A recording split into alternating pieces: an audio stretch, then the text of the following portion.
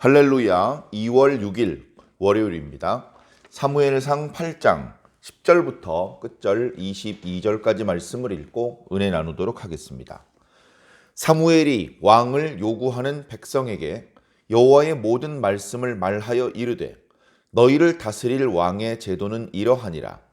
그가 너희 아들들을 데려다가 그의 병거와 말을 어거하게 하리니 그들이 그 병거 앞에서 달릴 것이며 그가 또 너희의 아들들을 1000부장과 50부장을 삼을 것이며 자기 밭을 갈게 하고 자기 추수를 하게 할 것이며 자기 무기와 병거의 장비도 만들게 할 것이며 그가 또 너희 딸들을 데려다가 향료 만드는 자와 요리하는 자와 떡 굽는 자로 삼을 것이며 그가 또 너희의 밭과 포도원과 감람원에서 제일 좋은 것을 가져다가 자기의 신하들에게 줄 것이며 그가 또 너희의 곡식과 포도원 소산의 11조를 거두어 자기의 관리와 신하에게 줄 것이며 그가 또 너희의 노비와 가장 아름다운 소년과 나귀들을 끌어다가 자기 일을 시킬 것이며 너희의 양떼의 10분의 1을 거두어 가리니 너희가 그의 종이 될 것이라. 그 날에 너희는 너희가 택한 왕으로 말미암아 부르짖되 그 날에 여호와께서 너희에게 응답하지 아니하시리라 하니 백성이 사무엘의 말 듣기를 거절하여 이르되 아니로소이다. 우리도 우리 왕이 있어야 하리니 우리도 다른 나라들 같이 되어 우리의 왕이 우리를 다스리며 우리 앞에 나가서 우리의 싸움을 싸워야 할 것이니이다 하는지라. 사무엘이 백성의 말을 다 듣고 여호와께 아뢰되 여호와께서 사무엘에게 이르시되 그들의 말을 들어 왕을 세우라 하시니 사무엘이 이스라엘 사람들에게 이르되 너희는 각기 성읍으로 돌아가라 하니라. 아멘. 사무엘은 나이가 많아 늙고 사무엘의 아들들을 브엘세바에서 견습 사사로 임명을 했지만 그들이 자기 아비 사무엘처럼 성실하게 사사로서의 임무를 수행하는 것이 아니라 뇌물을 받고 판결을 굽게 했습니다. 공정한 판결을 내리지 않고 돈을 갖다 준 사람에게 유리한 판결을 내림으로 해서 백성들의 원성이 자자했습니다. 사무엘이 사는 날 동안에는 블레셋이 다시 쳐들어오지 못하게 하나님께서 막아주셨고 주변에 분쟁을 일으킬 수도 있는 민족들과도 평화롭게 지낼 수 있도록 허락해 주셨습니다. 또 이스라엘 내부에도 언약궤도 없고 제사장도 준비되지 않은 상황인데도 불구하고 사무엘이 이곳저곳을 순회하면서 백성들을 다스렸기 때문에 그들에게 하나님의 뜻을 일러주고 그들의 분쟁이 생길 때에 공정하게 판결해 주었기 때문에 이스라엘은 사무엘이 사는 날 동안에는 큰 혼란이 없이 안정되고 평화롭고 그렇게 이제 살아갈 수 있었습니다. 그러나 다시 말씀드린 드리는 것처럼 사무엘이 나이가 많아 늙었기 때문에 언제 사무엘이 죽어도 이상하지 않은 상황이 되어서 아무 대비 없이 사무엘이 갑자기 자신들의 곁을 떠나면 이스라엘은 다시 정치적으로 경제적으로 또 종교적으로 혼란에 빠질 수밖에 없다. 이런 두려운 마음을 백성들이 가지게 되었고 사무엘이 생각했던 대안이 그 아들들 2명이 사무엘의 뒤를 이어서 사사가 되는 것은 바람직하지 않을 것 같다. 그들은 사무엘 같은 그런 청렴한 일꾼은 아니다. 이런 판단이 섰던 것입니다. 고민이 되는 것이죠. 사무엘도 그 고민이 있었고 백성들도 그 고민이 있었는데 사무엘이 생각해낸 그 대안이 백성들을 안정시킬 수 없는 대안이 되자 꽤 오랫동안 고민도 하고 뒤에서 욕도 하고 자기들끼리 의논도 하다가 백성들의 장로들이 각 마을들, 각 지파들을 대표하는 장로들이 꽤 많은 인원이겠죠. 10명에서 20명, 어쩌면 그보다 더 많은 사람일 수도 있습니다. 그들이 이제 사무엘을 찾아온 것입니다. 아이고 장로님들 건강들 하셨습니까? 어쩐 일로 이렇게 모두들 찾아오셨습니까? 무슨 중요한 하실 말씀이 있으십니까? 말씀해 보십시오. 그렇게 해서 이제 이야기가 시작되었는데 백성들의 장로들의 말이 뜻밖의 말이었습니다. 당신은 늙었고 당신의 아들들은 당신과 같지 않습니다. 그러니 이 방법대로는 포스트 사무엘 시대를 준비하기 어려울 것 같습니다. 그러니 우리에게 왕을 세워주시옵소서. 다른 나라들처럼 우리도 왕이 우리를 다스리게 그렇게 해 주시옵소서. 그렇게 청을 했습니다. 처음에는 진지하게 또 정중하게 부탁을 했겠죠. 그런데 그 이야기의 내용이 사무엘이 받아들이기 어려운 내용이었습니다. 이런 말도 안 되는, 왜냐하면 사무엘은 영적으로 건강한 사람이었기 때문에 이스라엘 민족 위에 진정한 왕은 오직 하나님밖에 없다는 것을 너무나 잘 알고 있었습니다. 구체적으로 민족과 국가의 형태를 갖추어서 하나님의 이름을 중심으로 움직이기 시작했던 모세 때, 출애굽 시대 때, 그때 하나님이 왕이 아니시면 누가 왕이십니까? 법을 제정하시고 리더십을 발휘하시고 백성들을 이리저리 이끄시고 백성들이 범죄했을 때 벌을 내리시고 자기 백성들을 괴롭히는 이방 민족들을 처벌하시는 가장 이상적인 왕의 역할을 하나님께서 해 오셨습니다. 그럼 사사시대 때는 하나님이 안 계셨고 지금 사무엘 시대 때는 하나님이 안 계셨습니까? 계셨죠. 다만 백성들이 하나님의 왕권을 인정하지 않고 하나님께 대한 신앙이 희미해지고 해이해져서 하나님을 섬기지 않았고 그 결과 하나님께 받아야 될 복을 받지 못하고 저주를 받는 상황이 연속되고 있었을 뿐입니다. 이런 상황에 영적인 분별력이 부족했던 이스라엘 사람들은 장로들을 보내서 우리도 주변 나라들처럼 왕을 세우는 것이 좋겠다. 그냥 하지 말고 그래도 사무엘은 우리가 하는 이야기를 잘 들어주는 사람이니까, 그는 정직하고 청렴한 사람이니까, 그는 왕은 아니지만 지금 현재 이스라엘의 대표적인 리더니까, 또 그는 하나님과 연결되어 있기 때문에 하나님께 기도해서 우리 이스라엘 민족을 위한 왕으로 누가 적당한지 잘 이렇게 임명해 줄 수 있는 사람이니까 그 여러 가지를 고민해서 사무엘에게 이야기를 꺼냈을 것입니다. 사무엘은 백성들의 이야기를 듣는 순간 불쾌했습니다. 자신의 아들들의 어떤 비리를 고발했기 때문에 불쾌한 것은 아닙니다. 그런 내용은 어쩌면 사무엘이 이미 알고 있었을 것입니다.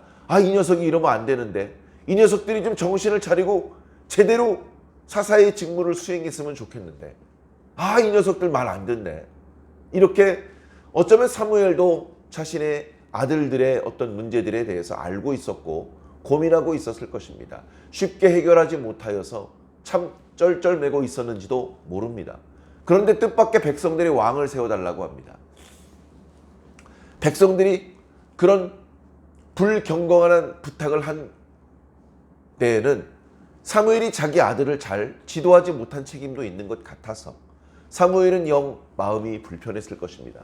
그러나 마음이 불편하고 끝나면 하나님의 사람이 아니죠. 우리도 마찬가지입니다. 살다 보면 문제를 만날 수 있고 마음이 불편한 일을 만날 수 있습니다. 마음이 불편하고 끝나면 그는 신앙인도 아니고 하나님의 백성도 아닙니다. 마음이 불편했을 때 그 불편한 내용을 들고 하나님께 가야 됩니다. 하나님께 자신의 그 문제를 다 내놓아야 됩니다. 자신의 사정을 하나님께 말씀드려야 되는 것이죠. 바로 기도하는 것입니다. 속상하고 끝나는 것이 아니라, 신나게 기뻐하고 끝나는 것이 아니라, 기뻐하면 기뻐하는 대로 찬송하고 고민이 되면 고민이 있는 대로 하나님께 기도하는 것이 하나님의 백성의 모습이 아니고 무엇이겠습니까? 그래 사무엘이 잠깐 기다려 보십시오 하고서 하나님께 기도를 올립니다. 하나님께서 말씀하십니다. 백성들이 말하는 걸 다 들으라. 그들은 사무엘 니네 가문이 아니고 나 여호와를 이스라엘의 왕이 되지 못하게 하려는 것이다. 그들이 애굽에서 나오는 날부터 우상 숭배를 하더니 지금 또다시 나의 왕권, 나의 리더십을 거부하는구나. 그렇게 하나님께서 말씀하셨던 것입니다. 하나님께서 그들에게 대신 왕의 제도를 일러주어서 그들을 엄히 경고하라고 말씀하셨죠. 그래 오늘 말씀 앞부분에는 왕의 제도에 대해서 말씀하시는 겁니다. 왕의 제도는 별게 아닙니다. 없던 왕이 생기면 너희들 더 고생스러워져. 그걸 구체적으로 여러 가지로 말하고 있죠. 왕이 생기면 왕이 니네들 아들들을 끌고 갈 거야. 그래서 니네 아들들을 자기 군대의 일원으로 편성할 거야. 그들이 왕 소유의 밭과 논을 위해서 노동할 거야. 왕을 위해서 노동을 하게 될 거라는 것이죠. 그리고 이리저리 불려 나와서 여러 가지 군수 물자를 생산하는 일을 하게 될 거야. 그래, 집에서 아버지랑 같이 지내는 시간이 줄어들고 자기 집안일, 자기 집의 농사일, 자기 집이 무너지면 그 지붕을 고치고 이런 일 니네 아들이 해야 되는데 못해. 왕 끌고 가버린단 말이야. 너희들의 딸들은 온전할 줄 알아? 너희들의 딸들도 왕이 끌고 갈 거야. 끌고 가서 향료 만드는 사람, 그리고 떡 굽는 사람, 요리하는 사람을 만들 거야. 자세한 설명은 드리지 않겠습니다. 이제 이 표현들 중에는 왕의 이제 후궁이 되는, 왕의 첩이 되는 그런 표현도 은유적으로 섞여 있어요. 자, 그뿐만이 아니다. 너희들의 소산문에 11조를 걷어갈 거다. 야, 11조 하나님께 드려야 되는 거잖아. 하나님께 드려서 그것으로 하여금 성막을 또는 성전을 유지 보수하는 비용으로 쓰고 제사장들의 그들은 이제 하나님께 받은 기업이 없으니까 백성들의 11조로 그들이 생활을 해야 되죠. 그래야 생업에 종사하지 않고 종교적인 일에 이스라엘 백성들을 이를 섬기는 일에 전무할 수 있기 때문에. 그죠? 그리고 3년에 한 번씩은 11조를 걷어서 가난한 사람들을 구제하는 데 쓰도록 한 것이 하나님께서 모세를 통해서 주신 당신의 뜻이었습니다. 그런데 그것과 별도로 또 다른 11조를 걷어야 됩니다. 왕의 어떤 성품과 상황에 따라서 10의 2조, 10의 5조를 걷어갈 수도 있습니다. 그 걷어가 가지고 왕의 재정을 채워야 되고 군대의 어떤 유지 보수 비용을 그리고 왕이 부리게 될 여러 신하들을 위한 월급을 줘야 됩니다. 너희들의 토지도 뺏어서 신하들을 위한 노급으로 줄 것이다. 너희들의 어떤 소산물을 뺏어가지고 그걸 신하들에게 나눠줄 것이다. 여기서 이제 신하라는 표현이 결국은 뭐냐면 종이거든요. 종이에요. 그러면 뭡니까? 왕이 있고 신하가 있고 백성이 있으면 다시 표현하면서 왕이 있고 왕의 종들인 신하가 있고 왕의 종의 종인 백성이 있는 겁니다. 이렇게 너희들이 아들들을 뺏기고 딸들을 빼앗기고 재산을 빼앗기고 나면 너희는 왕의 종들이 될 것이다. 그때가 되면 엄청 빡셀 거야. 피눈물이 날 거야.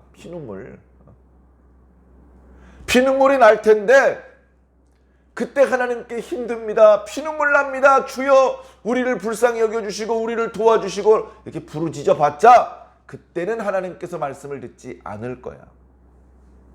이 말씀은 결국 뭡니까? 왕을 세워달라는 요구를 철회할 수 있는 마지막 기회를 준 것입니다. 자, 그러나 이어지는 장로들의 멘트를 보면 장로들은 왕을 요구했던 자신들의 요구를 철회할 생각이 없어 보입니다. 아닙니다. 아무리 뭐라고 말씀하셔도 우리에겐 왕이 있었으면 좋겠습니다. 지금 사무엘 당신은 왕정이 시작되었을 때에 백성들의 의무에 대해서만 말씀하셨는데 왕이 그래도 하는 일이 있습니다. 왕이 하는 일이 있습니다. 그래서 왕을 결국은 세워달라고 이제 이야기를 하는 겁니다. 근데 이 장로들의 표현이 이렇습니다. 우리도 다른 나라와 같았으면 좋겠다 이겁니다. 이스라엘의 상황은 눈에 보이는 인간 왕이 없습니다. 리더십이 없습니다. 문제가 발생됐을 때에 기민하게 대처할 수 있는 시스템이 없습니다.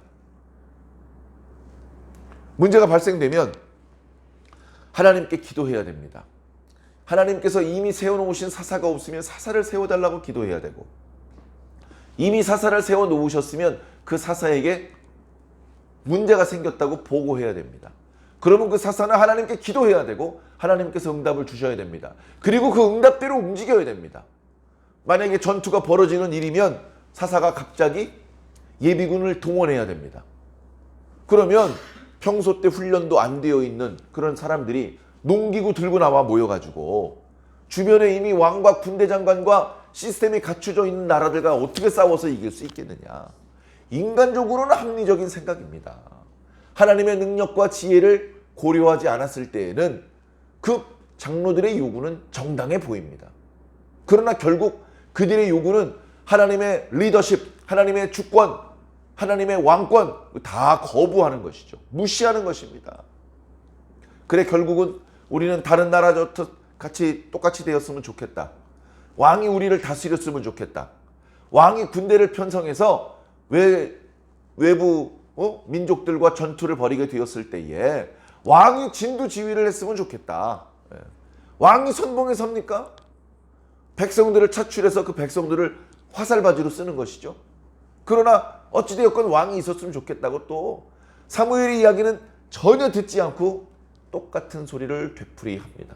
사무엘의 마음이 절망적이었을 것입니다.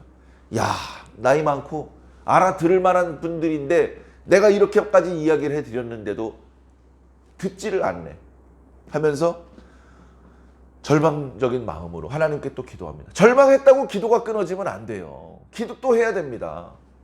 또 기도합니다. 하나님께서 말씀하십니다. 백성의 요구대로 왕을 세워주어라. 끝.